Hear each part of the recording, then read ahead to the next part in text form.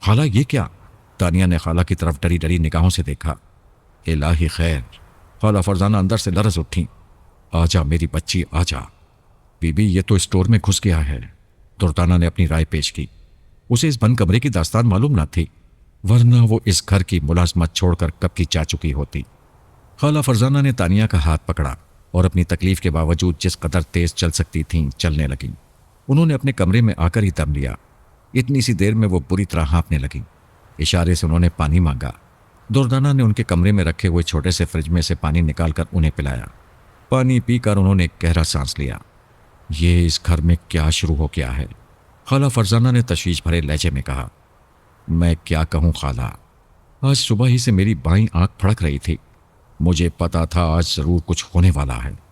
خالہ کا وہم جاگ اٹھا۔ خالہ آنکھ وانکھ پھڑکنے سے کچھ نہیں ہوتا، یہ محض اتفاق ہے۔ خالہ فرزانہ نے جواب دینے کے لیے ابھی منہ کھولا ہی تھا کہ گھر کی گھنٹی بجی۔ افضل آ گیا۔ خالہ فرزانہ نے خوش ہو کر کہا، جا دردانہ جا کر دروازہ کھول دے۔ یہ انہوں نے گھنٹی کیوں بجائی ہے؟ گاڑی کا ہارن کیوں نہیں دیا؟ تانیہ نے سوال کیا۔ ہاں تمہاری یہ بات بھی ٹھیک ہے، خالہ فرزانہ بولی۔ دردانہ دیکھ تو کون آیا ہے؟ دروازے پر افضل ہی تھا۔ گاڑی میں کچھ خرابی تھی، اس لیے وہ گیراج میں چھوڑ آیا تھا، خود ٹیکسی سے آ گیا تھا۔ دردانہ نے اس کی آواز پہچان کر چھوٹا گیٹ کھول دیا۔ وہ اندر داخل ہو گیا۔ خالہ اور تانیہ آ گئیں؟ اس نے اندر داخل ہوتے ہی پوچھا۔ جی صاحب، وہ عصر کے وقت آ گئی تھیں، دردانہ نے بتایا۔ خالہ کہاں ہیں؟ اپنے کمرے میں ہیں۔ صاحب بڑی گڑبڑ ہو گئی ہے۔ کیا ہوا دردانہ، خیر تو ہے؟ افضل خالہ فرزانہ کی طرف بڑھتا ہوا بولا۔ تانیہ اوپر ہیں؟ نہیں جی، بی بی بڑی بی بی کے پاس ہیں، ان کے کمرے میں۔ جب وہ سیڑھیوں کے پاس پہنچا تو ایک پنجرا اس کے چاروں طرف تازہ تازہ خون دیکھ کر ایک دم بوکھلا گیا۔ یہ کیا ہے؟ پھر اس کی نظر پنجرے کے اندر الو پر پڑی۔ یہ پنجرا کہاں سے آیا؟ اور اس پنجرے میں یہ کون سا پرندہ ہے؟ اسے کس نے مارا؟ صاحب جی اندر چلیں ہیں، بڑی بی بی کے پاس۔ دردانہ نے اتنے سارے سوالوں کا ایک جواب دیا۔ افضل جب خالہ فرزانہ کے کمرے میں پہنچا تو دونوں کے چہروں پر ہوائیاں اڑ رہی تھیں۔ خالہ فرزانہ بیڈ پر ٹانگیں لٹکائے بیٹھی تھیں، تانیہ ان کے قدموں پر قالین پر بیٹھی تھی۔ افضل بھی تانیہ کے ساتھ بیٹھ گیا اور فکر مند لہجے میں بولا، یہ باہر کیا ہوا ہے؟ افضل، میں نے تمہیں کیا بتایا تھا؟ خالہ فرزانہ نے سوال کیا۔ کیا بتایا تھا خالہ؟ مجھے تو یاد نہیں، افضل نے جواب دیا۔ صبح میں نے تم سے کہا نہیں تھا کہ میری بائیں آنکھ پھڑک رہی ہے؟ خدا خیر کرے، خالہ نے یاد دلایا۔ ہاں کہا تو تھا، افضل کو یاد آ گیا۔ بس پھر دیکھ لو، خالہ فرزانہ نے افضل کی طرف دیکھتے ہوئے کہا۔ یہ سب کیا چکر ہے؟ یہ مرا ہوا پرندہ، یہ خون، یہ پنجرا؟ افضل حیرت زدہ تھا۔ تانیہ آپ کچھ بتائیں۔ جی بھائی، میں آپ کو ساری بات بتاتی ہوں۔ اور پھر بہانے سے دردانہ کو باہر بھیج دیا۔ پھر ساری داستان افضل کے گوش گزار کر دی۔ یہ کہانی تانیہ کے خواب سے شروع ہوئی تھی۔ پہلے اس نے اپنا خواب بتایا، اس کے بعد دادا اعظم کے بند لفافے کا ذکر کیا، پھر ایک پرسرار شخص کا الو کا پنجرا دے جانے کا تذکرہ کیا، پھر یہ بتایا کہ اس لفافے میں سے کیا نکلا، اس کے بعد الو کے خون کی کہانی سنائی، اور یہ بتایا کہ خون آلود قدموں کے نشان کہاں جا کر ختم ہوئے۔ افضل کے ہوش اڑ گئے۔ چند گھنٹوں میں بات کہاں سے کہاں پہنچ گئی تھی۔ اسے ان واقعات کی زیادہ فکر نہ تھی، لیکن یہ بات کالے کمرے پر ختم ہو رہی تھی۔ سب سے تشویشناک بات یہ تھی، افضل نے جب سے یہ مکان خریدا تھا اور اس مکان کو خریدے ہوئے 7-8 سال ہو گئے تھے، ابھی تک کوئی خوف میں مبتلا کر دینے والا واقعہ پیش نہیں آیا تھا۔ اس کالے کمرے کو وہ سرے سے بھلا چکا تھا، بلکہ وہ کبھی کبھی سوچتا تھا کہ سابقہ مالک مکان کوئی توہم پرست شخص تھا جو خواہ خوف میں مبتلا ہو کر اس نے سستے داموں اپنا مکان فروخت کر دیا تھا۔ یہاں آصف واسف نام کی کوئی چیز نہیں ہے۔ لیکن تانیہ کی اس ہوش شبہ داستان نے اس کے ہوش واقعی اڑا دیے تھے۔ وہ خالہ فرزانہ کے کمرے سے نکل کر کالے کمرے کے سامنے پہنچ گیا۔ اس نے ان خون آلود قدموں کے نشانات کو بغور دیکھا۔ وہ واقعی اس دروازے پر آ کر ختم ہو گئے تھے۔ پھر وہ ان قدموں کو غور سے دیکھتا ہوا پنجرے تک پہنچا۔ اس نے مرے ہوئے الو پر ایک نظر ڈالی، پھر سے ان قدموں کے نشانات کے تعاقب میں چلا۔ تانیہ اس کے پیچھے چل رہی تھی۔ خالہ فرزانہ اپنے کمرے سے نہیں نکلی تھیں۔ تانیہ، کیا آپ نے ان قدموں کے نشانات کو غور سے دیکھا ہے؟ افضل نے سوال کیا۔ جی دیکھا تو ہے۔ اس شخص نے جوتے نہیں پہنے ہوں گے، ننگے پاؤں ہے، یہی بات کہنا چاہتے ہیں؟ ہاں یہ بات تو ٹھیک ہے کہ یہ شخص ننگے پاؤں ہے۔ افضل نے خون آلود پیر کے نشانات کو غور سے دیکھتے ہوئے کہا۔ اس کے علاوہ ایک بات اور ہے۔ وہ کیا بھائی؟ تانیہ نے پرتجسس لہجے میں دریافت کیا۔ یہ ایک پیر کا نشان ہے، افضل نے بتایا۔ ایک پیر کا نشان؟ تانیہ کچھ الجھ سی گئی۔ میں سمجھی نہیں بھائی۔ یہ شخص ایک ٹانگ کا ہے، افضل نے انکشاف کیا۔ یہ سن کر تانیہ کے جسم میں خوف کی ایک لہر دوڑ گئی۔ ایک ٹانگ کا؟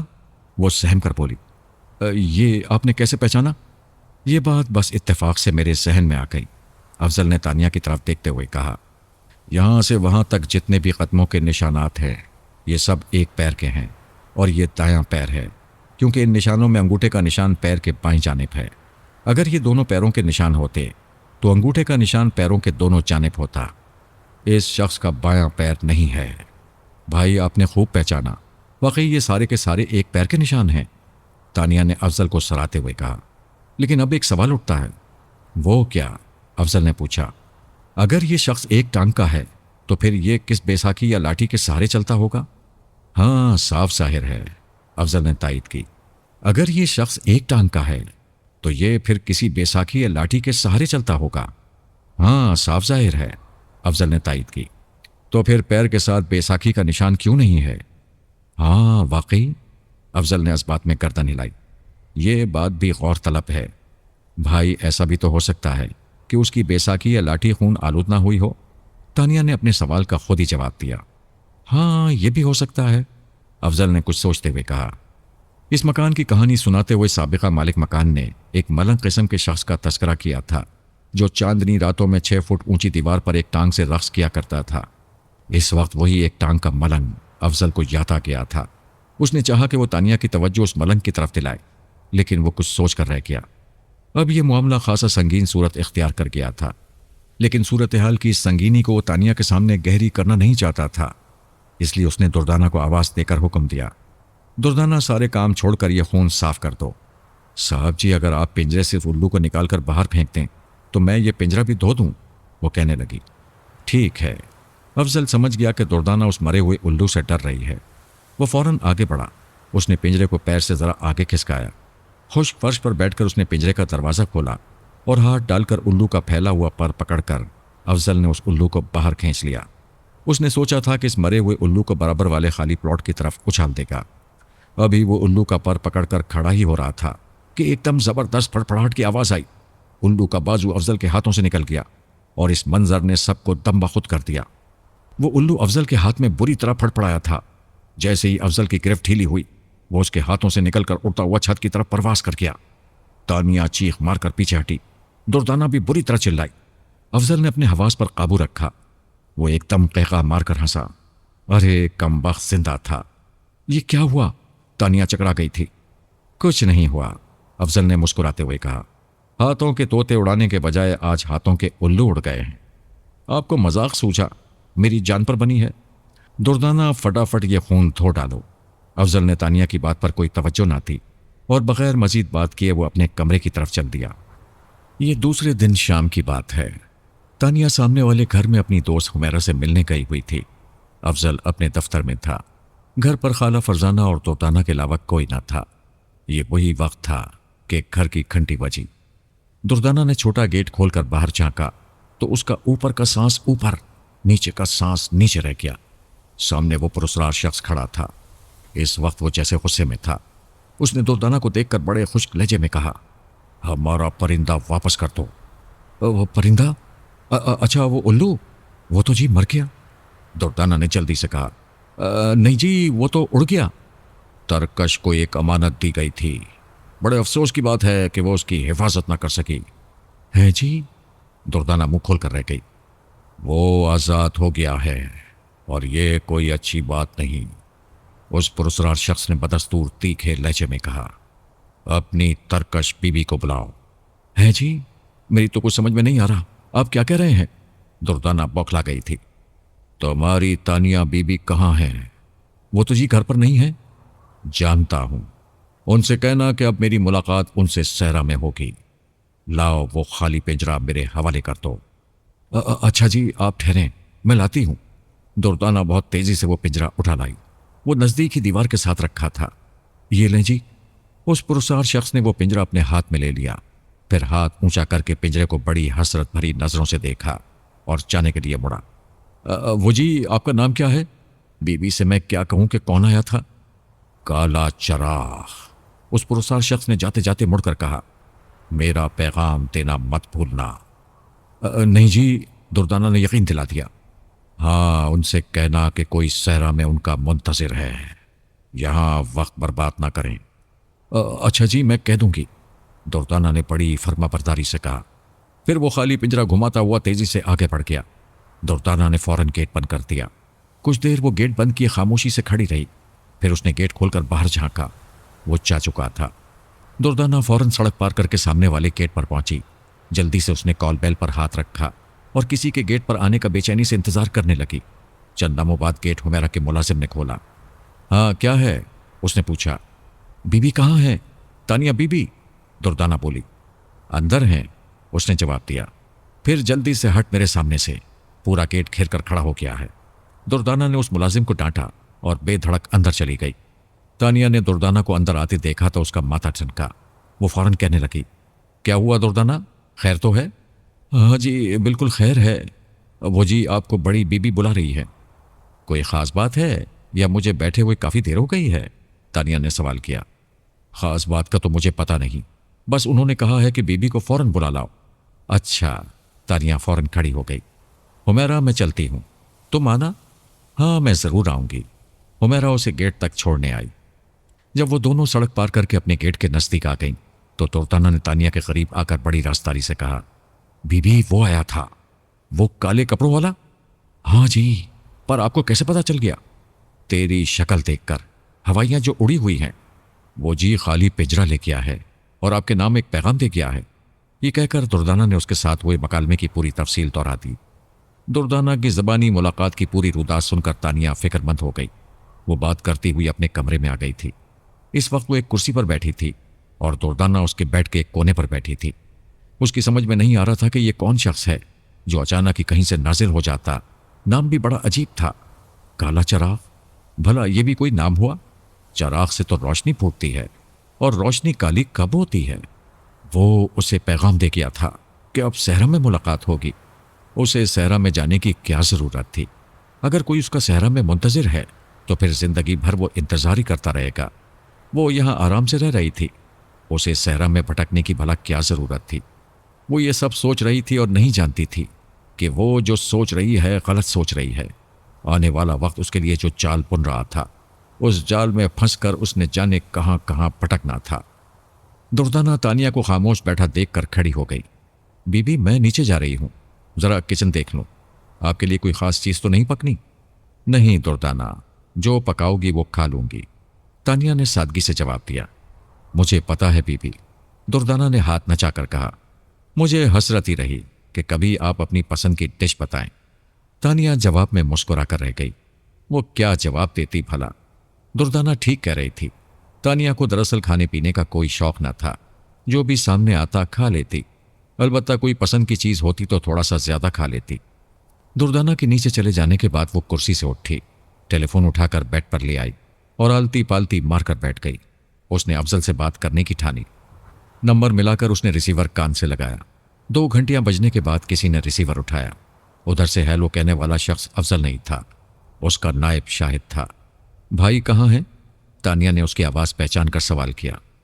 شاہد تانیہ کی آواز پہچانتا تھا، اس لیے وہ فوراً سمجھ گیا کہ کس بھائی کو پوچھا جا رہا ہے۔ اس نے بتایا، جی وہ تو چلے گئے۔ کہاں؟ تانیہ نے پوچھا۔ کسی صاحب سے ملنے پاکستان کوارٹر گئے ہیں، وہاں سے گھر چلے جائیں گے، شاہد نے بتایا۔ اچھا ٹھیک ہے، یہ کہہ کر تانیہ نے فون بند کر دیا۔ اچانک ہی بارش شروع ہو گئی، اور وہ بھی بہت تیز۔ بڑی موٹی موٹی بوندیں پڑنا شروع ہوئیں اور پھر موٹی بوندیں موسلادھار بارش میں تبدیل ہو گئیں۔ تانیہ کو بارش بہت پسند تھی۔ وہ بارش کا نظارہ کرنے کے لیے پچھلی گیلری میں چلی گئی۔ پیچھے جو مکان تھا اس کے احاطے میں ایک آم کا درخت لگا ہوا تھا، جس سے مکان کا پچھلا حصہ کافی ڈھک گیا تھا۔ آم کے درخت پر پڑتی ہوئی بوندیں اور ہوا کے زور شاخوں کا ہلنا تانیہ کو بہت بھلا لگتا تھا۔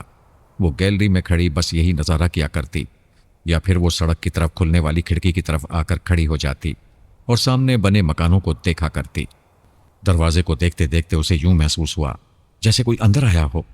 یہ اس کی عجیب عادت تھی، وہ بیٹھے بٹھائے اپنے ارد گرد کسی اور مخلوق کو محسوس کرنے لگتی۔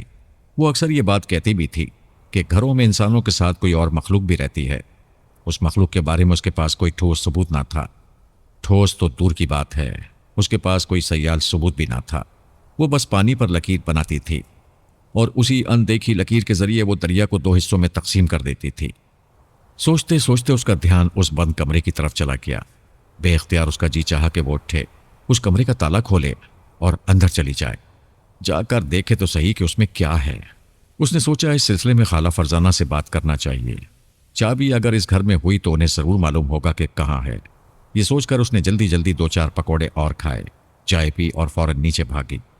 رات کو ٹی وی دیکھتے دیکھتے اس کا دل اچاٹ ہو گیا تو اس نے ٹی وی بند کر کے ڈیک کھول لیا۔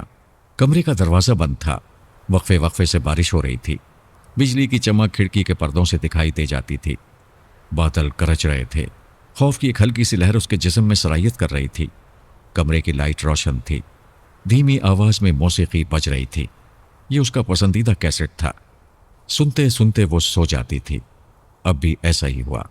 سنتے سنتے جانے کب اسے نیند آ گئی۔ رات کے 2 بجے کا عمل ہوگا، بارش بند ہو چکی تھی۔ اچانک اس کی آنکھ کھل گئی، اس کا گلا خشک ہو رہا تھا۔ اس نے اٹھ کر سائڈ ٹیبل پر رکھے جگ سے پانی نکالنا چاہا، لیکن جگ تو خالی تھا۔ آج دردانہ پانی رکھنا بھول گئی تھی۔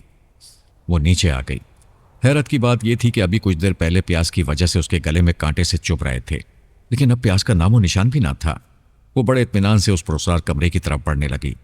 جب وہ اس کمرے کے نزدیک پہنچی تو یہ دیکھ کر حیران رہ گئی کہ خالہ فرزانہ پہلے ہی وہاں موجود ہیں۔ آؤ تانیہ آؤ، مجھے معلوم تھا تم یہاں ضرور آؤ گی۔ ابھی وہ کوئی جواب دینے کا سوچ ہی رہی تھی کہ خالہ فرزانہ بڑی تیزی سے اس کی طرف لپکیں، جیسے وہ اسے مارنا چاہتی ہیں۔ بے وقوف لڑکی، کیوں اپنی زندگی کے پیچھے ہاتھ دھو کر پڑی ہے؟ ٹھہر جا، میں تجھے بتاتی ہوں۔ خالہ کو اپنی طرف لپکتے دیکھ کر وہ پلٹ کر بھاگی۔ پھر وہ کسی چیز سے الجھ کر گری تو اس کی چیخ نکل گئی۔ اس کی آنکھ کھلی تو اس نے خود کو اپنے کمرے میں اپنے بیڈ پر پایا۔ اس کا مطلب تھا کہ وہ خواب دیکھ رہی تھی۔ اس نے سائڈ ٹیبل پر رکھے جگ پر نظر ڈالی، وہ پانی سے بھرا ہوا تھا۔ اس نے اٹھ کر تھوڑا سا پانی پیا۔ اس کے حواس بحال ہوئے تو وہ اٹھ کر واش روم چلی گئی۔ وہاں سے نکلی، وہ خیال جو شام سے اس کے دل میں بار بار آ رہا تھا۔ اچانک اس نے پھر سر اٹھا لیا۔ کوئی اسے اس بات پر اکسا رہا تھا کہ وہ اٹھ کر نیچے جائے۔ باہر اب بھی ہلکی ہلکی بارش ہو رہی تھی اور اس کے دل میں نیچے جانے کا خیال شدت اختیار کرتا جا رہا تھا۔ تب وہ بے اختیار ہو کر اٹھی اور کسی سحر زدہ معمول کی طرح آہستہ آہستہ سیڑھیاں اترنے لگی۔ رات کے سناٹے میں جھینگروں کے بولنے کی آوازیں بہت صاف سنائی دے رہی تھیں۔ اسے معلوم ہی نہ ہوا کہ کب وہ اس بند دروازے کے سامنے پہنچ گئی، جس کے ہینڈل میں کالے دھاگے اور کالے کپڑے میں لپٹا ایک تعویذ لٹک رہا تھا۔ تعویذ کو ہاتھ لگائے بغیر اس نے ہینڈل پر ہاتھ رکھا۔ تب بے اختیار اس کی زبان سے نکلا، ارے! واقعی یہ بڑی حیرت کی بات تھی۔ اس کی زبان سے ٹھیک ہی ارے نکلا تھا۔ ایک طویل عرصے سے اس دروازے کے بارے میں کہا جا رہا تھا کہ وہ مقفل ہے، لیکن وہ مقفل نہ تھا۔ تانیہ نے جیسے ہی تعویذ کو ہاتھ لگائے بغیر ہینڈل کو گھمایا تو وہ فوراً گھوم گیا۔ دروازہ تھوڑا سا کھل گیا۔ دروازہ کھلتے ہی اندر سے سردی کی ایک تیز لہر آئی۔ سخت ٹھنڈی ہوا تھی، یوں محسوس ہوا جیسے اندر ایک ساتھ کئی ایئر کنڈیشنز چل رہے ہوں۔ سردی کی لہر کے ساتھ ہی خوف کی لہر بھی آئی، جو سیدھی ریڑھ کی ہڈی میں اترتی چلی گئی۔ دل کپ کپا اٹھا، ہاتھ پاؤں ٹھنڈے ہو گئے۔ یہ کیفیت چند لمحوں میں ہوئی۔ اس سے پہلے تانیہ پر خوف کی کیفیت کے بجائے شوق کی کیفیت طاری تھی۔ شام ہی سے کوئی اسے دروازے کی طرف کھینچ رہا تھا۔ پھر رات کو جب وہ ایک خواب سے چونک کر اٹھی تو دروازے پر جانے والی خواہش نے شدت اختیار کر لی اور وہ کسی سحر زدہ معمول کی طرح اس پراسرار دروازے پر آ کر کھڑی ہو گئی۔ پھر اس نے بے دھڑک ہینڈل پر ہاتھ رکھ دیا۔ تھوڑا سا دروازہ کھلتے ہی خوف چمگادڑ بن کر اس کے جسم سے چمٹ گیا۔ وہ تھرا اٹھی۔ اس نے فوراً دروازے کا ہینڈل اپنی طرف کھینچ لیا۔ دروازہ ہلکی سی کٹ کی آواز کے ساتھ بند ہو گیا۔ اس نے اپنے دائیں بائیں دیکھا، راہداری میں کوئی نہیں تھا۔ اس وقت وہاں کون ہوتا بھلا؟ سب اپنے کمروں میں سو رہے تھے۔ وہ لڑکھڑاتے قدموں سے چلتی زینے کی طرف آئی اور پھر جلدی جلدی سیڑھیاں پھلانگتی اوپر پہنچ گئی۔ اپنے کمرے میں پہنچ کر دروازہ اندر سے بند کر لیا اور دروازے سے پشت لگا کر ہانپنے لگی۔ تبھی بڑے زور سے بجلی چمکی، بادل گرجے اور ایک دم موسلادھار بارش شروع ہو گئی۔ فضا بڑی ہولناک سی ہو گئی۔ وہ دھیرے دھیرے چلتی اپنی بیڈ کی طرف آئی اور تھم سے کٹے ہوئے شیطیر کی طرح اس پر گر پڑی۔ کچھ دیر اسی طرح بے حس و حرکت پڑی رہی، پھر ہاتھ بڑھا کر جگ اٹھایا اور اسی سے منہ لگا کر 2 گھونٹ پانی پیا۔ پھر سیدھی لیٹ کر چھت کو خالی نظروں سے گھورنے لگی۔ دھیرے دھیرے اس کا خوف کم ہوتا جا رہا تھا۔ رات کو دیر سے سوئی تھی، तो सुबह जल्दी उठने का सवाल ही ना था। दुर्दाना कई बार ऊपर के चक्कर लगा गई थी, हर बार उसे दरवाज़ा बंद मिला था। तानिया के बारे में खाला फरजाना कई मर्तबा पूछ चुकी थीं, उन्हें हर बार यही जवाब मिला था, बड़ी बीबी सो रही हैं, दरवाज़ा अंदर से बंद है। आपको क्या हुआ बीबी, आपका चेहरा एकदम बदल क्यों गया? दुर्दाना ने टोका। कुछ नहीं दुर्दाना, मुझे तो कुछ नहीं हुआ। मैं तुम्हारी बड़ी बीबी के बारे में सोच रही थी कि वो ज़रूरत से ज़्यादा वहमी नहीं होती जा रही। हाँ बीबी, बहुत ज़्यादा। उन्होंने कहा था कि फटे हुए दूध में लाल मिर्च उबालकर दूध सिंक में बहा दो। बीबी मैं ऐसे ही दूध बहा आई हूँ। मैंने ठीक किया ना? हाँ दुर्दाना, तुमने ठीक किया। वैसे ये सब बेकार की बातें हैं, तानिया ने उसकी तायद की। खाला फरजाना के कमरे में जाते हुए जब तानिया की नज़र उस पुरस्कार दरवाजे पर पड़ी तो अचानक उसके दिल की धड़कन तेज हो गई। दरवाज़ा ज्यों का त्यों बंद था और वैसे ही दरवाजे के हैंडल पर काला तावीज़ बंधा हुआ था। खाला फरजाना के कमरे का दरवाज़ा खुला हुआ था और अंदर से खाला के बोलने की आवाज़ आ रही थी। वो कमरे में दाखिल हुई तो उसने खाला फरजाना को टेलीफोन पर चीख चीख कर बातें करते हुए पाया। तानिया ने हाथ के इशारे से उन्हें सलाम किया और उनके कदमों में कालीन पर बैठ गई। लो वो आ गई। खाला फरजाना ने सर के इशारे से सलाम का जवाब दिया और टेलीफोन पर उसके बारे में बताया। खाला किसका फ़ोन है? तानिया ने खुश होकर तजस्सुस से पूछा। तुम्हारे आमिर अंकल का। खाला फरजाना के चेहरे पर एक रंग आया हुआ था। हाँ, वो खुशी से चिल्लाई, लाएं फ़ोन मुझे दें। लो भाई, तानिया से बात करो। खाला फरजाना ने रिसीवर तानिया के हाथ में देते हुए कहा। अस्सलाम वालेकुम अंकल, तानिया ने पुरखुलूस लहजे में कहा। कैसे हैं आप? वालेकुम अस्सलाम, मैं बिल्कुल ठीक हूँ। अंकल आपने इतने दिनों के बाद फ़ोन क्यों किया? इतने दिनों के बाद? क्या मतलब, 4-5 महीने हो गए हैं क्या? अभी 5 दिन पहले ही तो किया था। अंकल आमिर ने हंसकर कहा। क्यों, खैरियत तो है तानिया? हाँ अंकल, सब खैरियत है, तानिया ने गहरा सांस लेकर कहा। लेकिन मुझे तो तुम कुछ परेशान नजर आ रही हो। आमिर अंकल ने क़याफ़े से काम लिया। अरे नहीं अंकल, ऐसी कोई बात नहीं, बेशक आप खाला फरजाना से पूछ लें।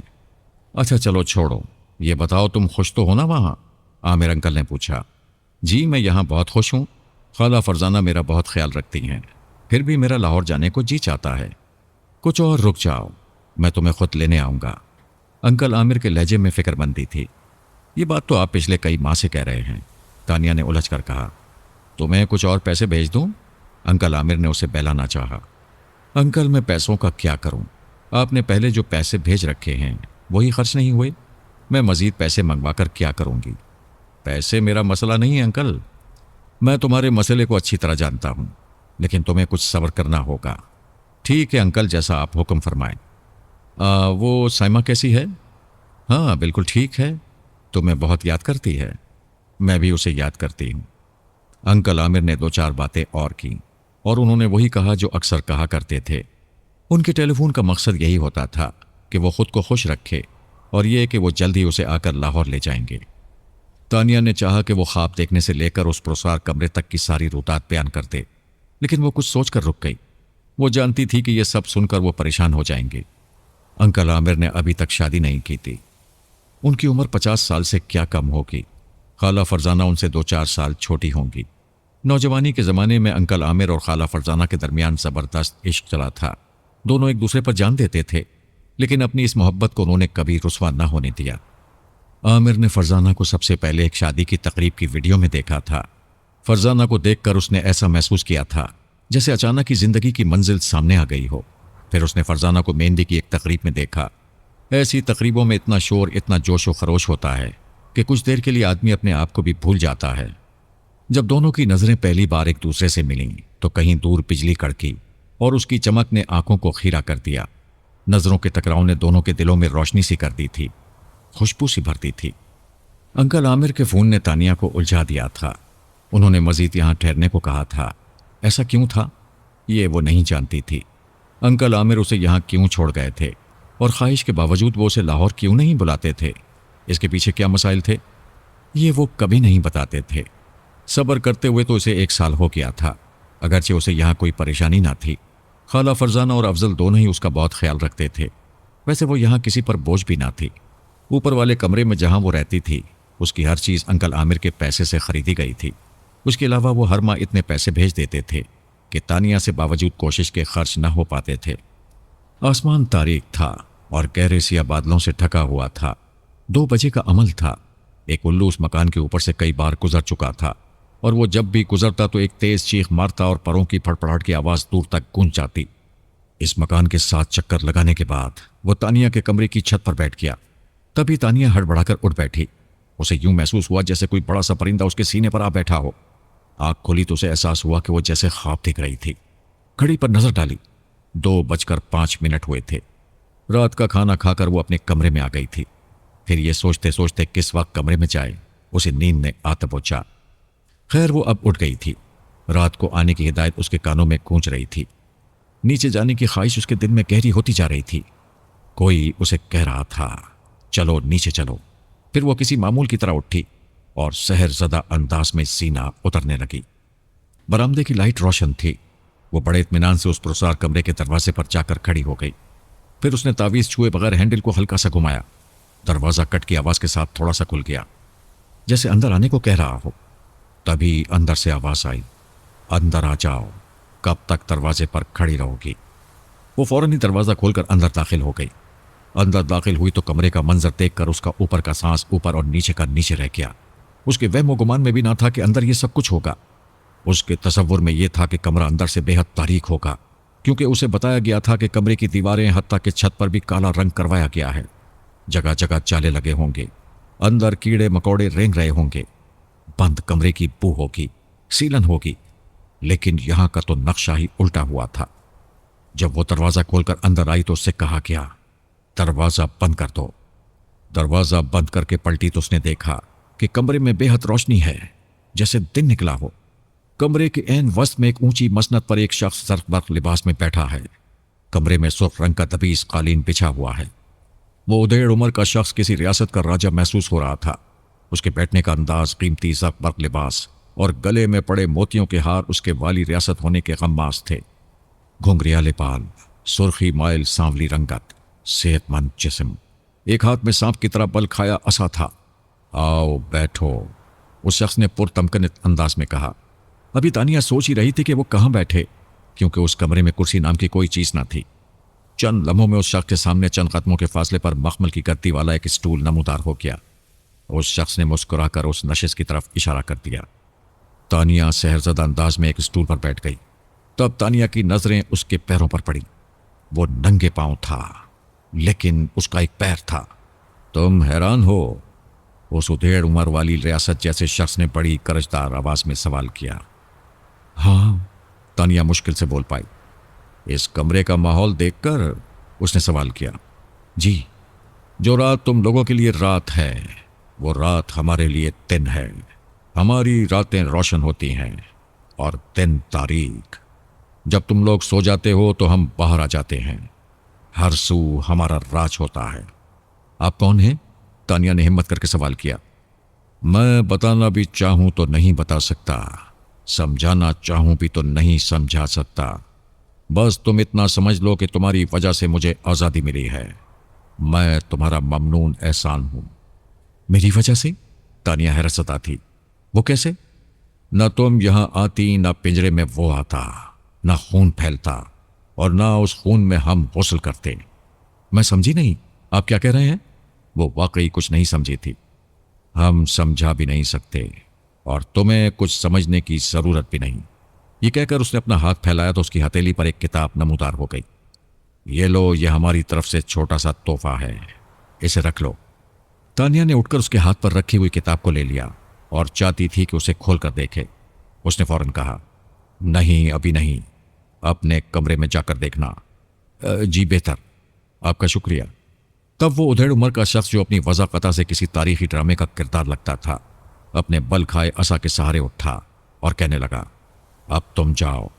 और हाँ, कोई ज़रूरी नहीं है कि हमारे राज तुम अपने लोगों पर खोलते फिरो। मेरी बात समझ गई हो ना तुम? जी, तानिया ने फरमाबरदारी से गर्दन हिलाई और वापसी के लिए मुड़ गई। उसने वापसी के लिए 2 कदम ही बढ़ाए होंगे कि कमरे में अचानक तारीकी छा गई। उसने पीछे मुड़कर देखा। खूब अंधेरा था और एक अजीब तरह की ठंडक। उसे वो जुमला याद आ गया, न तुम यहां आती, न पिंजरे में वो आता, न खून फैलता और न उस खून में हम गुस्ल करते। क्या था ये सब कुछ? ये क्या गोरख धंधा था? उसकी समझ में कुछ नहीं आ रहा था। وہ کتاب نہ تھی، ڈائری تھی، بغیر لائنوں کا سفید چمکدار کاغذ، سارے ورق سادہ تھے، ان پر کچھ نہ لکھا تھا۔ یہ عجیب تحفہ تھا۔ اس نے اس ڈائری کو ایک کیسٹ نکال کر اس کے کور میں رکھ دیا۔ وہ ڈائری بڑے آرام سے ایک کور میں آ گئی۔ تب اس نے اس کور کو ویڈیو کیسٹ کے درمیان رکھ دیا۔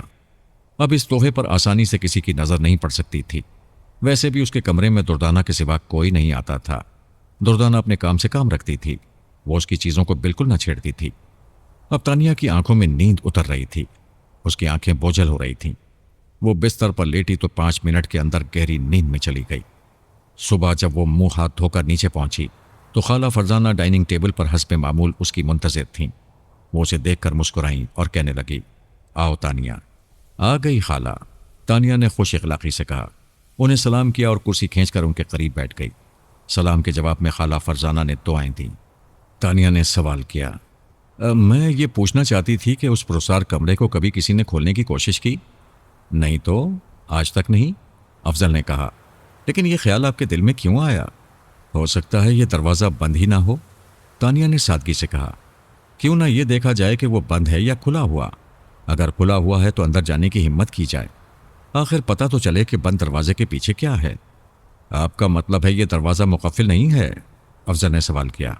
ہاں، ہو سکتا ہے، کیونکہ آپ میں سے کسی نے اس دروازے کے ہینڈل کو گھمانے کی کوشش نہیں کی، یا کی ہے؟ تانیہ نے پوچھا۔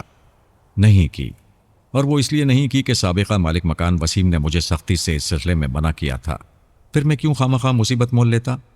ویسے میں روشن علی صاحب کی تلاش میں پاکستان کوارٹر گیا تھا۔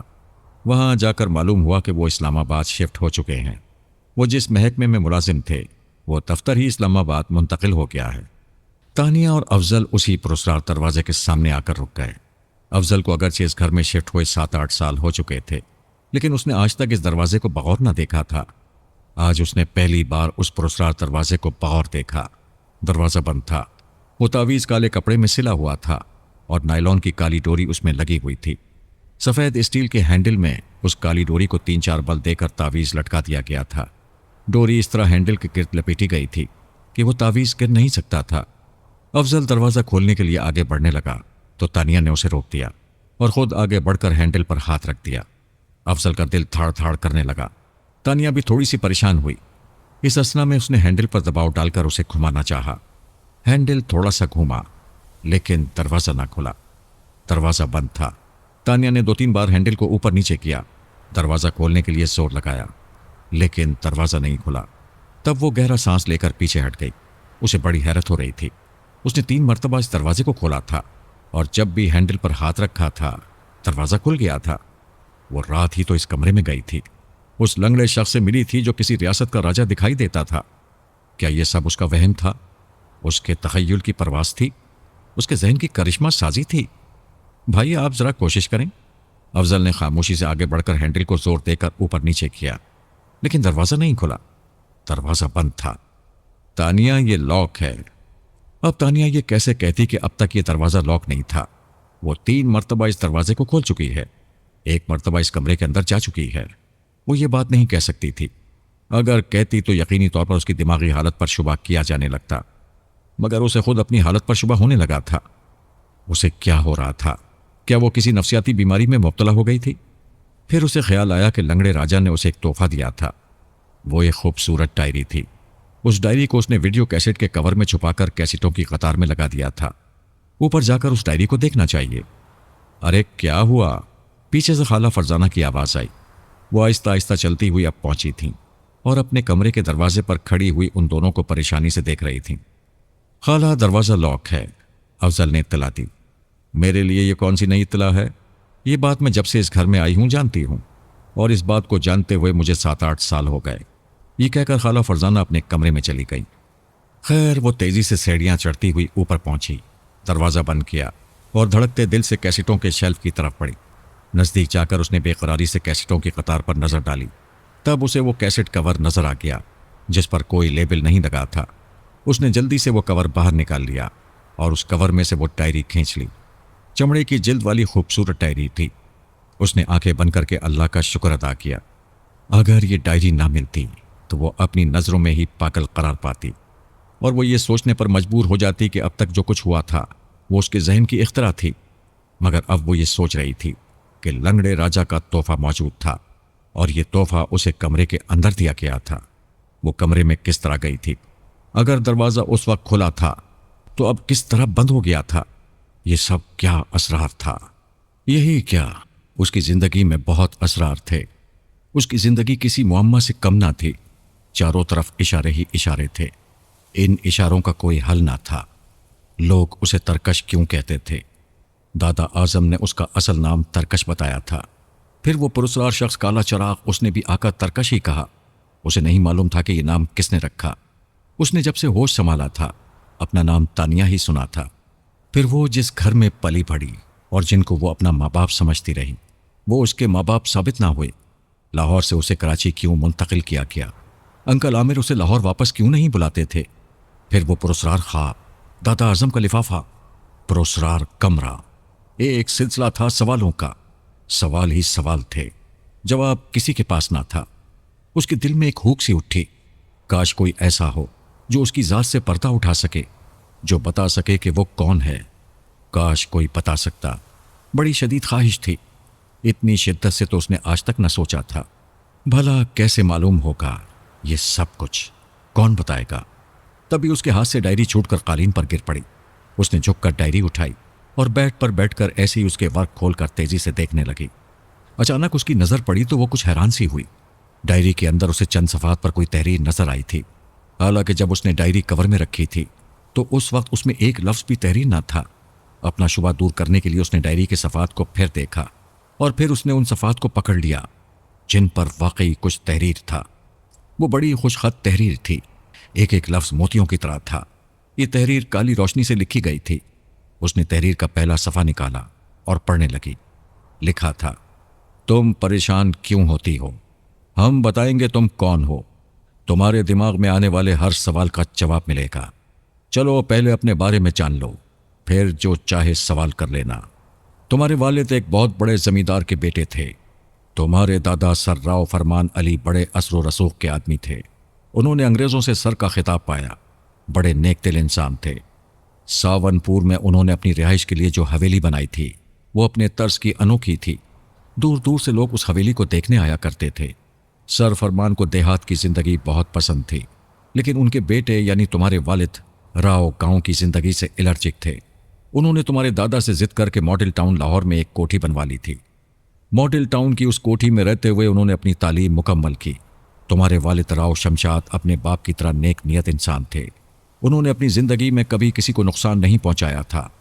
इसके मुकाबले में तुम्हारे चचा राव अहमद अली ने कभी किसी से सीधे मुंह बात नहीं की थी। नेकी करना और गरीबों के काम आना तो दूर की बात है। वो एक साजिशी सहन का शख्स था। वो बचपन ही से इतना शातिर था कि शरारत खुद करता था, लेकिन डांट बड़े भाई यानी तुम्हारे वालिद को पड़ती थी और तुम्हारे वालिद राव शमशाद अपने बड़ेपन में उसे मुआफ़ कर दिया करते थे। उन दोनों भाइयों की ज़िंदगी भर यही आदत रही। तुम्हारे चचा ने अपनी खुद न छोड़ी और तुम्हारे वालिद ने अपनी वज़ह न बदली। सरफरमान अली के इंतकाल के बाद वसीयत के मुताबिक ज़मीनें और दीगर जायदाद तकसीम हो गई।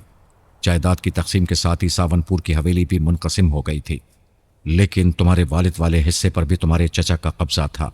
क्योंकि तुम्हारे वालिद को देहाती ज़िंदगी पसंद न थी, इसलिए वो शाजी सावनपुर का रुख करते थे। फिर वालिद के इंतकाल के बाद तो उन्होंने सावनपुर का रुख करना ही छोड़ दिया था। इस तरह ज़मीनें, बागात, हवेली नाम तो राव शमशाद की ही थे, लेकिन अमलन कब्ज़ा राव अहमद अली का था। साल 6 महीने बाद वो सावनपुर आकर अपनी ज़मीनों की आमदनी आकर ले जाया करते थे।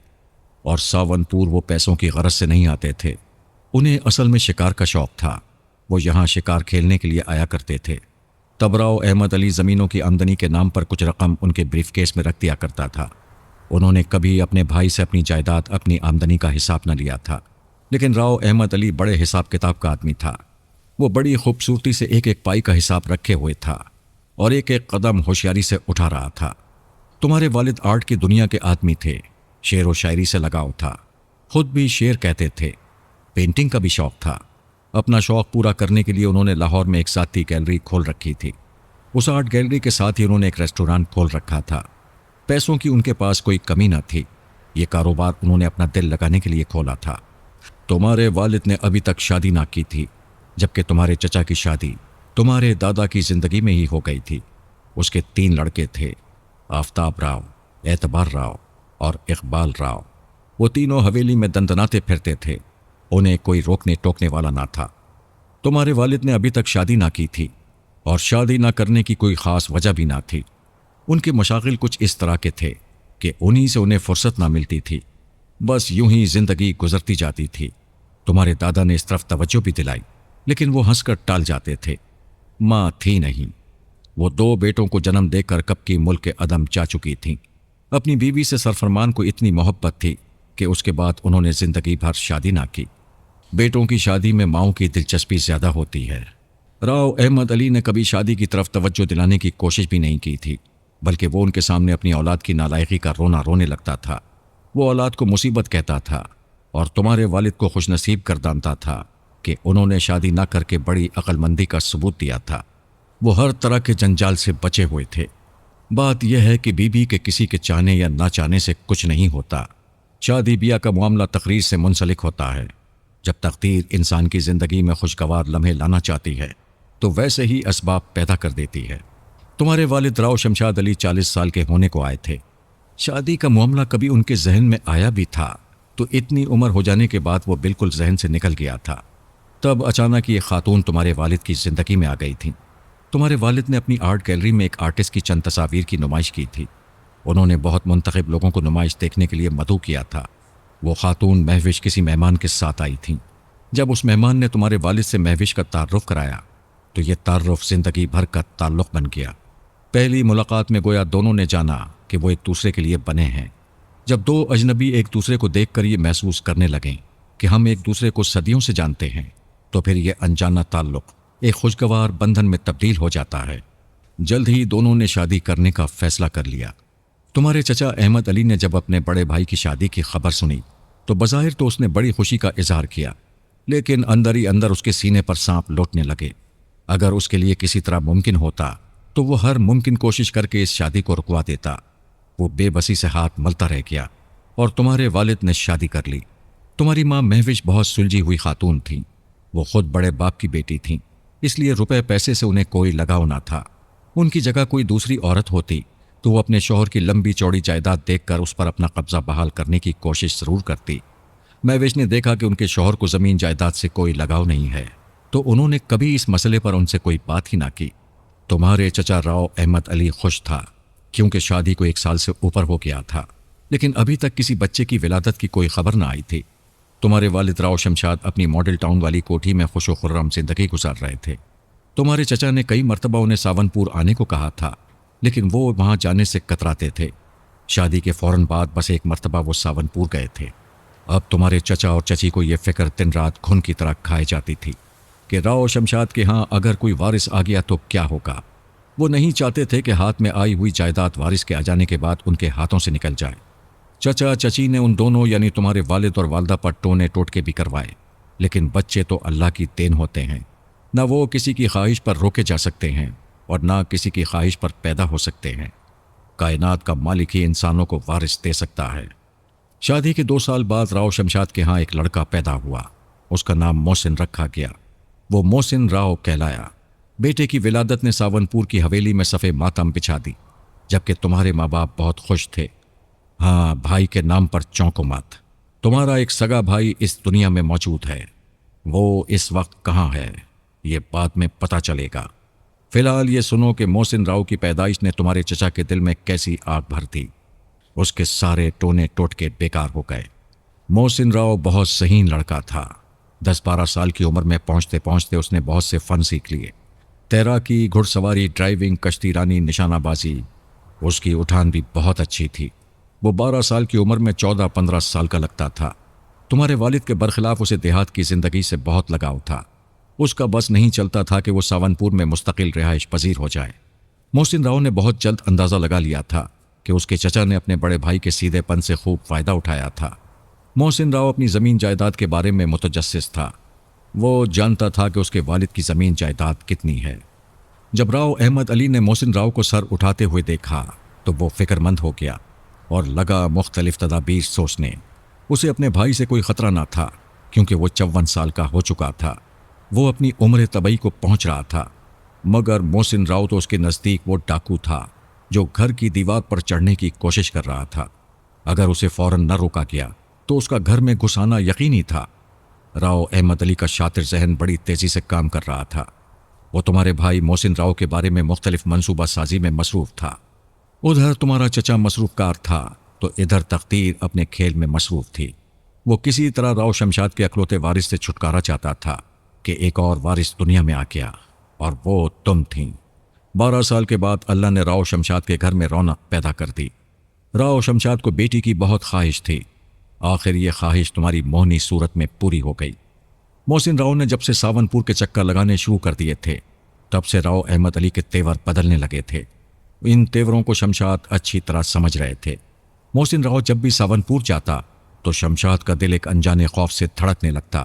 وہ اپنے بیٹے کو جانے سے روکتے نہیں تھے، لیکن چاہتے تھے کہ وہ ساونپور نہ جائے۔ ان کے دل میں وسوسے سے اٹھتے تھے۔ کسی انجانے خوف کے پیش نظر انہوں نے محسن راؤ کے ساتھ 2 تربیت یافتہ محافظ بھیجنے شروع کر دیے تھے۔ جب محسن راؤ اپنے محافظوں کے ساتھ اپنی حویلی کے سامنے جیپ سے اترتا تو راؤ احمد کی آنکھوں میں کسی کانٹے کی طرح چپ جاتا۔ بالآخر راؤ احمد علی نے پروگرام بنا ہی لیا کہ اب کیا کرنا ہے۔ راؤ احمد علی کا چھوٹا بیٹا اقبال راؤ اگرچہ محسن سے عمر میں بڑا تھا، لیکن اس سے اس کی دوستی تھی۔ ساونپور میں جب وہ جہاں جاتے اکٹھے جاتے۔ محسن راؤ کو اپنے والد کی طرح شکار کا شوق تھا۔ ایک مرتبہ جب وہ ساونپور آیا تو حسب معمول تیتر کے شکار کا پروگرام بن گیا۔ راؤ احمد علی نے اس مرتبہ ساری منصوبہ بندی کر لی تھی۔ محسن راؤ کے دونوں محافظوں کو دودھ میں افیون ملا کر دے دی گئی۔ الل صبح جب محسن راؤ اپنے چچا زاد بھائی اقبال راؤ اور دیگر ملازمین کے ساتھ شکار پر جانے کے لیے نکلا تو حویلی کے گیٹ پر اسے اطلاع دی گئی کہ دونوں محافظ بہت گہری نیند میں ہیں۔ بار بار اٹھائے جانے پر نہیں اٹھے، شاید دونوں رات بھر تاش کھیلتے رہے ہیں۔ محسن راؤ کو شکار پر ان محافظوں کی ضرورت بھی نہ تھی۔ وہ ان دونوں کو سوتا ہوا چھوڑ کر شکار پر نکل گیا، اور پھر ہسپتال میں تمہارے والد کو 2 خبریں ملیں۔ تم اندازہ کر سکتی ہو کہ وہ 2 خبریں کیا ہوں گی؟ بھائی، پہلی خبر تو تمہارے بارے میں تھی۔ یہ خوشخبری تمہارے والد کو پورے 12 سال بعد ملی تھی۔ جب نرس نے ایک پھول سی بچی پیدا ہونے کی اطلاع تمہارے والد کو دی تو یہ خبر سن کر ان کا دل باغ باغ ہو گیا۔ اتنی خوشی تو انہیں تمہارے بھائی محسن راؤ کی پیدائش پر بھی نہ ہوئی تھی۔ تمہارے والد کو لڑکیاں بہت پسند تھیں۔ وہ تمہاری پیدائش کو بڑی دھوم دھام سے منانا چاہتے تھے، لیکن وقت نے کچھ اور ہی کل کھلا دیا۔ ایک اچھی خبر کے بعد فوراً ہی دوسری بری خبر ملی، اور یہ بری خبر تھی تمہارے بھائی محسن راؤ کے بارے میں، اور یہ خبر لے کر آیا تھا راؤ احمد علی کا بڑا بیٹا آفتاب راؤ۔ تمہارے والد راؤ شمشاد علی کے چہرے پر خوشی کے آثار پھوٹ رہے تھے، اور وہ یہ سوچ رہے تھے کہ یہ خوشی کی خبر فوراً کس کو سنائے۔ ان کی نظر آفتاب راؤ پر پڑی۔ وہ اچانک ہی کہیں سے آ کر ان کے سامنے کھڑا ہو گیا تھا۔ اس کا سر جھکا ہوا تھا اور چہرے پر دہشت برس رہی تھی۔ راؤ شمشاد اس کی صورت دیکھ کر اپنی خوشی بھول گئے۔ ان پر تھرراہٹ طاری ہو گئی۔ فوری طور پر ان کے دماغ میں جو خیال آیا وہ یہ تھا کہ راؤ احمد علی کا انتقال ہو گیا۔ لیکن راؤ احمد بھلا آسانی سے مرنے والی چیز کہاں تھا؟ یہ خبر تمہارے والد کے بھائی کے بجائے تمہارے بھائی کے بارے میں تھی۔ آفتاب راؤ نے بڑے ڈرامائی انداز میں اپنا سر اٹھایا، باہیں پھیلائیں، اور تمہارے والد سے لپٹ کر بے تحاشا رو پڑا، اور روتے روتے کہنے لگا، تایا جی، ہمارے بھائی کو ڈاکو اٹھا کر لے گئے۔ راؤ شمشاد کی روح میں سناٹا اتر گیا۔ وہ گھبرا کر کہنے لگے، کس بھائی کو؟ بھائی محسن راؤ کو۔ آفتاب راؤ نے اپنی بھیگی پلکیں پوچھتے ہوئے کہا، اس نے تو اپنے تئیں جائیداد کا وارث مٹانے کی کوشش کی تھی، لیکن اوپر والے نے اس کوشش کو ناکام بنا دیا تھا۔ وہ بڑے خبیث مزاج کا آدمی تھا۔ اس کے دماغ میں جو خناس بھر جاتا تھا اسے نکالنا پھر آسان نہ ہوتا۔ جائیداد کے لالچ نے اس کو اندھا کر دیا تھا۔ اس کے دماغ میں یہ بات بڑے پختہ انداز میں بیٹھ چکی تھی کہ جائیداد کے مالک کو کچھ کہنا نہیں ہے، کہ وہ خود بخود قبر کے نزدیک ہوتا چلا جا رہا ہے، اور جائیداد کے وارثوں کو چھوڑنا نہیں ہے تاکہ لاٹھی بھی نہ ٹوٹے اور جتنے سانپ بھی راہ میں آئیں وہ مر جائیں اور اس پر کوئی انگلی بھی نہ اٹھا سکے۔ تمہارے بھائی محسن راؤ کے ساتھ کیا ہوا؟ جنگل سے اسے کس نے اغوا کیا اور کس نے کروایا؟ وہ کہاں پہنچا اور اس پر کیا بیتی؟ اگر موقع ملا تو یہ سب بات میں بتاؤں گا۔ فی الحال تم اپنے بارے میں جان لو۔ ایک بے نام سی کھٹک جو تمہارے والد کے دل میں ہوتی رہتی تھی، اور کئی انجانے وسوسے جوان دماغ میں سر ابھارتے رہتے تھے، محسن راؤ کے اغوا نے اسے سچ ثابت کر دیا تھا۔ وہ نہیں چاہتے تھے کہ محسن ساونپور جائے، لیکن وہ لڑکا مانتا ہی نہ تھا۔ بالآخر نتیجہ سامنے آ گیا۔ اب وہ اپنے بھائی کی طرف سے مشکوک ہو گئے۔ انہیں اندازہ ہو گیا تھا کہ وہ کیا چاہتا ہے، لیکن مسئلہ یہ تھا کہ وہ ان کا بھائی تھا، بغیر ثبوت کے وہ اس سے کچھ کہہ نہیں سکتے تھے۔ تمہارے والد بغیر ثبوت کے راؤ احمد علی پر انگلی اٹھانے کے لیے تیار نہ تھے، اور وہ ایسا شاطر تھا کہ کوئی ثبوت نہ چھوڑتا تھا۔ تمہارے بھائی کو اغوا کرا کر وہ بہت خوش تھا۔ وہ جانتا تھا کہ اب اس کی راہ میں کوئی کانٹا نہ آئے گا، مگر تمہارے جنم نے اسے جنم جلا بنا دیا، اور وہ کسی طرح جنم جلا بننے کو تیار نہ تھا۔ اس نے اپنے ذہن کی کمان میں سازش کا ایک اور تیر چڑھایا۔ اب تم اس کے نشانے پر تھیں، لیکن وہ جانتا نہ تھا کہ جس لڑکی کو وہ نشانہ بنانے جا رہا ہے وہ خود ترکش ہے، تیروں سے بھری۔ جس نام کو سن کر تم بار بار چونکتی ہو، یہ نام دراصل تمہارے دادا راؤ فرمان علی کو بہت پسند تھا۔ وہ اکثر کہا کرتے تھے کہ اگر میری کوئی لڑکی ہوتی تو میں اس کا نام ترکش رکھتا۔ اللہ نے انہیں کوئی بیٹی نہ دی۔ جب تم نے جنم لیا تو تمہارے والد کو اپنے والد کی خواہش یاد آ گئی۔ اس خواہش کی تکمیل کے لیے انہوں نے تمہارا نام ترکش رکھ دیا، لیکن یہ نام چل نہ سکا۔ حالات نے کچھ ایسا پلٹا کھایا کہ تمہارا نام تبدیل ہو کر تانیہ رکھ دیا گیا۔ اس طرح تم اپنے اصل نام کے بارے میں کچھ نہ جان سکیں۔ یہ نام بس چند ذہنوں میں محفوظ ہو کر رہ گیا۔ تمہارے والد راؤ شمشاد اپنے بھائی احمد علی کی طرف سے مشکوک تو ہو چکے تھے، لیکن ان کی ازلی شرافت نے کوئی راست قدم اٹھانے نہ دیا۔ وہ ظالم کے بجائے مظلوم بننا پسند کر لیتے تھے۔ وہ تھپڑ مارنے والے کے منہ پر جواباً تھپڑ مارنے کے بجائے اپنا دوسرا گال پیش کر دینے کے عادی تھے۔ ہر شخص انہیں سمجھا رہا تھا کہ تمہارا بھائی تمہیں صفائی ہستی سے مٹا کر زمین جائیداد پر قبضہ کر لینا چاہتا ہے۔ محسن راؤ کو بھی اسی نے غائب کروایا ہے، اور اس کے بعد اب ترکش کا نمبر ہے۔ ہوشیار ہو جاؤ۔ جواب میں وہ ہنس کر کہتے، ارے نہیں، ایسے کیسے ہو سکتا ہے؟ لیکن ایسا ہو رہا تھا۔ تمہاری والدہ مہوش تمہیں جنم دینے کے بعد مشکل سے 3 ماہ زندہ رہ سکیں۔ انہیں اپنے بیٹے محسن راؤ سے بہت محبت تھی۔ اس کے گم ہونے کی خبر نے انہیں دنیا سے بیگانہ کر دیا۔ راؤ شمشاد جب بھی گھر میں داخل ہوتے وہ بس ایک ہی سوال پوچھتیں، میرا محسن کہاں ہے؟ راؤ شمشاد علی کوئی چھوٹے موٹے آدمی نہ تھے۔ وہ وسیع تعلقات رکھتے تھے، پھر روپے پیسے کی کوئی کمی نہ تھی۔ پولیس نے اس علاقے کا چپا چپا چھان مارا، لیکن محسن راؤ کا کوئی سراغ نہ ملا۔ اس کا سراغ بھلا ملتا بھی کیسے؟ اسے ڈاکوؤں نے کب اٹھایا تھا؟ بہرحال محسن ملا نہ، اس کے بارے میں کوئی خبر ملی اور نہ اس کی لاش ملی۔ تمہاری والدہ اپنے بیٹے کی یاد میں ہوش گما بیٹھیں۔ بالآخر 3 ماہ کے قلیل عرصے میں تڑپ تڑپ کر مر گئیں۔ مرتے وقت ایک فریم شدہ تصویر ان کے سینے پر رکھی ہوئی تھی۔ یہ محسن راؤ کی تصویر تھی۔ محسن راؤ کی گمشدگی اور مہوش کے انتقال نے تمہارے والد کو ہلا کر رکھ دیا۔ وہ بہت سی باتیں سوچنے پر مجبور ہو گئے تھے۔ اب انہیں تمہاری فکر دن رات کھائے جاتی تھی۔ کچھ اس طرح کے شواہد ملے تھے جس سے یہ ظاہر ہوتا تھا کہ راؤ احمد علی اب تمہاری جان کا دشمن بن چکا ہے۔ اب سب سے بڑا مسئلہ یہ تھا کہ تمہاری زندگی کو کس طرح محفوظ کیا جائے۔ تمہارے والد نہیں چاہتے تھے کہ تم جائیداد کی قربان گاہ پر بھینٹ چڑھ جاؤ۔ وہ تمہیں تمہارے چچا سے بچا دینا چاہتے تھے۔ اس کے لیے انہوں نے منصوبہ بندی کی اور خوب کی۔ تمہارے والد کے ایک بہت اچھے دوست تھے، رحمان خان۔ وہ کوئٹہ میں قیام پذیر تھے۔ انہوں نے فوراً رحمان خان کو فون کر کے لاہور بلوا لیا۔ انہیں ساری صورتحال سمجھائی اور ان سے درخواست کی کہ وہ تمہیں اپنے ساتھ لے جائیں اور تمہیں اپنی بیٹی بنا کر پرورش کریں۔ اصل مسئلہ جائیداد کا نہ تھا، تمہاری زندگی کا تھا۔ تمہارے والد کا خیال تھا کہ مجھے اپنی بیٹی کی زندگی بچانی ہے۔ اگر یہ بچ گئی تو بڑے ہو کر اپنا حق خود حاصل کر لے گی، اگر یہ مار دی گئی تو پھر جائیداد کو برتنے والا کون ہوگا؟ محسن راؤ کو پہلے ہی غائب کیا جا چکا تھا اور وہ خود بڑھاپے کی دہلیز پر قدم رکھ رہے تھے۔ تم اس وقت 3 ماہ کی تھیں جب تمہیں رحمت خان کے ساتھ کوئٹہ روانہ کر دیا گیا۔ یہ کام بڑی احتیاط اور مکمل رازداری کے ساتھ کیا گیا۔ رحمت خان اپنی بیگم کے ساتھ آئے تھے۔ جب وہ تمہیں لے کر ساتھ خیریت کے کوئٹہ پہنچ گئے تو انہوں نے تمہارے والد کو مطلع کر دیا۔ خیریت سے پہنچنے کی اطلاع ملتے ہی تمہارے والد نے خبر تمہارے چچا کو بھجوائی۔ جانتی ہو یہ خبر کیا تھی؟ یہ خبر تھی تمہارے انتقال کی۔ اس خبر کو سن کر تمہارا چچا جھوم اٹھا۔ خواہ اس کا دامن تمہارے خون سے رنگین ہوتا، وہ اس گناہ سے بچ گیا تھا۔ اب اس کی راہ میں کوئی پتھر نہ تھا، کوئی دیوار نہ تھی۔ انتقال کی خبر سن کر وہ اپنی بیوی کے ساتھ غمزدہ صورت بنائے تمہارے والد کی کوٹھی پر پہنچا۔ اس وقت تمہارے انتقال کو ہوئے 3 دن گزر چکے تھے۔ اگرچہ قبرستان میں تمہاری ماں کے پہلو میں ایک ننھی سی قبر بناتی گئی تھی، مگر راؤ شمشاد یہ بات اچھی طرح جانتے تھے کہ وہ 3 ماہ کی بھتیجی کے لیے قبرستان جانے کی ہرگز زحمت نہ کرے گا، اور ہوا بھی ایسا ہی۔ صبح آ کر وہ بمشکل شام تک رکا۔ اسے ساونپور لوٹنے کی جلدی تھی۔ وہ رات کو اپنی حویلی میں پہنچ کر گھی کے چراغ چلانا چاہتا تھا۔ تمہارے والد کا ڈرامہ کامیاب رہا۔